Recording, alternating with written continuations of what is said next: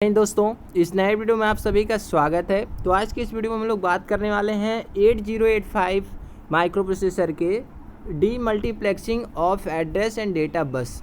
जो आपका एड्रेस और डेटा बस होता है, जिसमें से AD0 से लगाए AD7 तक होता है, इसमें से हम लोग एड्रेस बस को कैसे अलग करते हैं, कैसे डी मल्टीप्लेक्स करते हैं इसके बारे में हम लोग कंप्लीट वीडियो देखने वाले हैं। ठीक है, वीडियो बहुत ही इंटरेस्टिंग होने वाला है, बहुत ही इंपॉर्टेंट होने वाला है।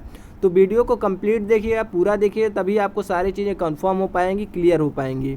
ठीक है, तो डी मल्टीप्लेक्सिंग का मतलब यही होता है कि एड्रेस, जो आपका एड्रेस डेटा बस है, उससे हम लोग एड्रेस को, डेटा को कैसे अलग कर लें, इसमें कैसे इसको डिफरेंट कर लें, डिफरेंस इसमें कैसे कर लें, इसी को हम लोग डी मल्टीप्लेक्सिंग बोलते हैं।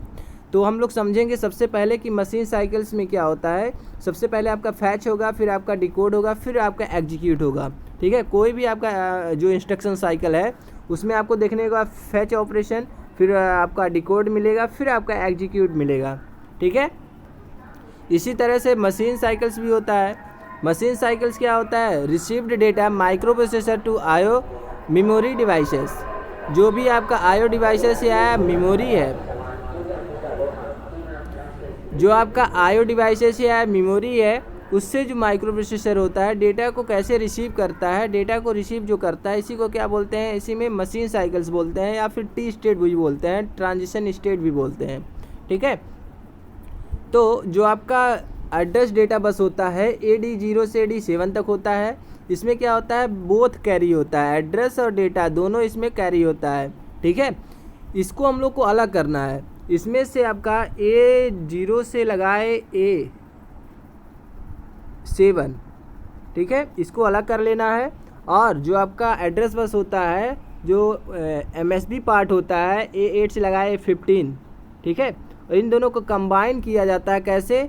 मल्टीप्लेक्सिंग के थ्रू। ठीक है, लैचिंग प्रोसेस के थ्रू हम लोग डिफरेंस करते हैं एड्रेस और डेटा बस में, और इन दोनों को मिला के आपको 16 बिट का मिल जाता है एड्रेस। ठीक है, और मान लेते हैं अगर मशीन साइकिल है T1, T2, T3, तो T1 मशीन साइकिल में क्या ट्रांसफ़र होगा? एड्रेस ट्रांसफ़र होगा। ठीक है, जो आपका फर्स्ट साइकिल है, मतलब T1 जो साइकिल है, उसमें आपका क्या ट्रांसफ़र होगा? एड्रेस ट्रांसफ़र होगा। और T2, T3 जो साइकिल्स है, उसमें आपका डेटा ट्रांसफ़र होगा। ठीक है,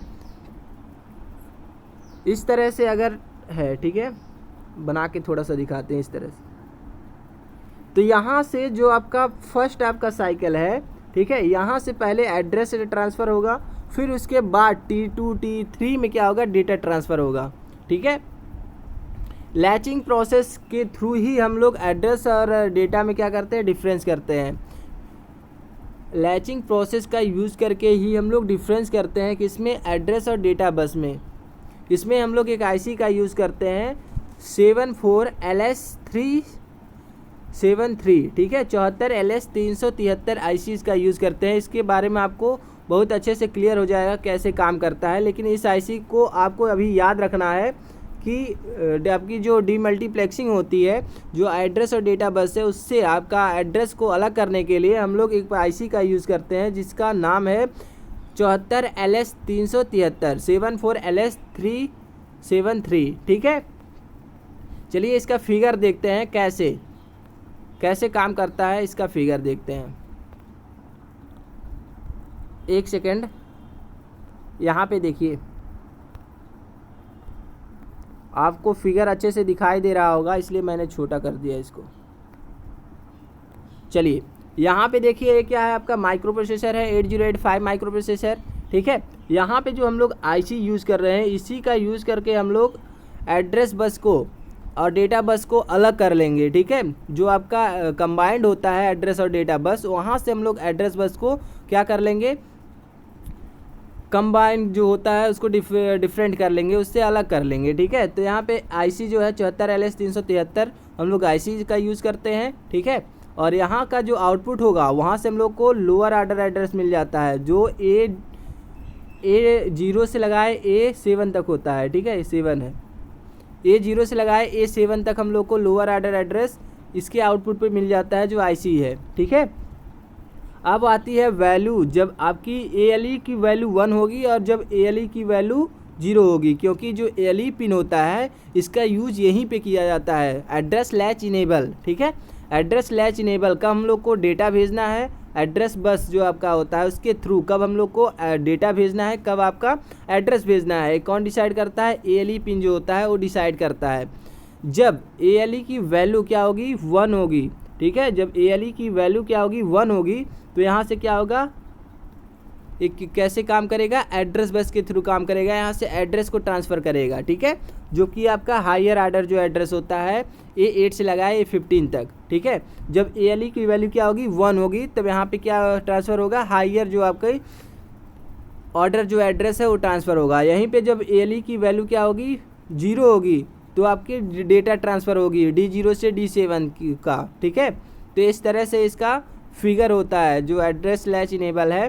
ठीक है, ALE की वैल्यू यहीं पे डिफाइंड होती है, इसीलिए हम लोग ALE पिन का यूज़ करते हैं, ताकि जो आपका एड्रेस बस है और जो डेटा बस है उसको अलग किया जा सके। ठीक है, कब हम लोग को डेटा भेजना है एड्रेस बस के थ्रू, और कब हम लोग को क्या एड्रेस भेजना है, कब डेटा भेजना है, इसीलिए हम लोग ALE पिन का यूज़ करते हैं। ठीक है, जो माइक्रो प्रोसेसर है का 8085 माइक्रो प्रोसेसर है वो ALE पिन का यूज़ करता है, इसीलिए ताकि पता चल सके कि कब डेटा भेजना है और कब एड्रेस भेजना है, किसके थ्रू, एड्रेस बस के थ्रू। ठीक है, चलिए नेक्स्ट हम लोग देखते हैं अगला, इसको अच्छे से कर लेते हैं ताकि आपको अच्छे से दिखाई दे। चलिए इसके बारे में थोड़ा सा हम लोग देख लेते हैं। द MSB का मतलब क्या है, most significant byte remains on the A8 से लगाए A15 तक buses for the complete 3 clock cycles, but the LSB on the AD0 से लगाए AD7 तक remains only the 1 cycle and gets the lost T2।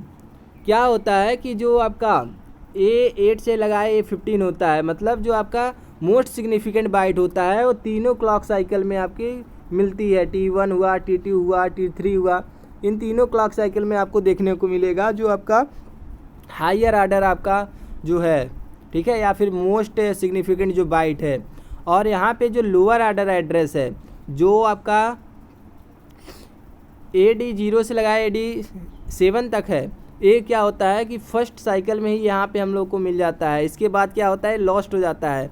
ठीक है, T2 और T3 में AD0 से लगाए AD7 जो है वो नहीं मिल पाता है, जो आपका लोअर सिग्निफिकेंट बाइट है। ठीक है, लिस्ट सिग्निफिकेंट बाइट है, वो सिर्फ T1 क्लॉक साइकिल में ही मिल पाता है। ठीक है, चलिए नेक्स्ट पॉइंट हम लोग देखते हैं, अगला point, the IC 74LS373 save the LSB address so that entire address is present for the complete clock cycle. क्या करता है, जो 74LS373 आपकी ICs है वो लोअर आर्डर एड्रेस को क्या करता है, आपका स्टोर कर लेता है। ठीक है, और जो यहाँ से हायर आर्डर एड्रेस मिल जाता है, दोनों को क्या कर देता है, कंबाइन कर देता है, जिससे क्या होता है, कंप्लीट क्लॉक साइकिल हम लोग को मिल जाता है। ठीक है, एंटायर जो आपकी एड्रेस होता है वो प्रेजेंट हो जाता है। ठीक है, चलिए अगला पॉइंट देखते हैं हम लोग, the LE pin is present to enable each latch in a T1 ALE is 1। ठीक है, T1 स्टेट में क्या होता है, जो ALE पिन होता है 1 होता है, हाई होता है। ठीक है, and LSB address is situated on the latch. तो यहाँ पे T1 जो स्टेट है उसमें क्या होता है, ALE क्या होता है, 1 होता है, मतलब ALE पिन क्या होता है, हाई होता है, इस लैचिंग के लिए इनेबल होता है। ठीक है, और यहीं पे जब T1 में क्या होता है, जो आपकी T2 क्लॉक साइकिल है वहाँ पे जब ALE की वैल्यू 0 होती है तो एड्रेस और डेटा बसेस होता है। ठीक है, now used as a bidirectional data bus. तो जो ALE की वैल्यू 0 होगी तो यहाँ पे बाई डायरेक्शनल डेटा बस की तरह यूज़ करेगा। ठीक है, यहाँ पे T2 या फिर T3 जो T स्टेट है वहाँ पे आपका डेटा बस की तरह यूज़ करता है। ठीक है, जब ALE की क्या वैल्यू जब 0 होगी, जब लो होगी। ठीक है, इस तरह से आपका क्या होता है, डीमल्टीप्लेक्सिंग होता है किसका, एड्रेस बस और डेटा बस। ठीक है, तो उम्मीद करते हैं आपको ये वीडियो बहुत अच्छे से समझ में आया होगा कि किस तरह से हम लोग एड्रेस बस को डेटा बस को अलग करते हैं, डीमल्टीप्लेक्स करते हैं। ठीक है, तो मिलते हैं नेक्स्ट वीडियो में। तब तक अपना ख्याल रखिए, अपनों का ख्याल रखिए, खुश रहिए, मस्त रहिए और अपनों का ख्याल रखिए। मिलते हैं नेक्स्ट वीडियो में। जय हिंद।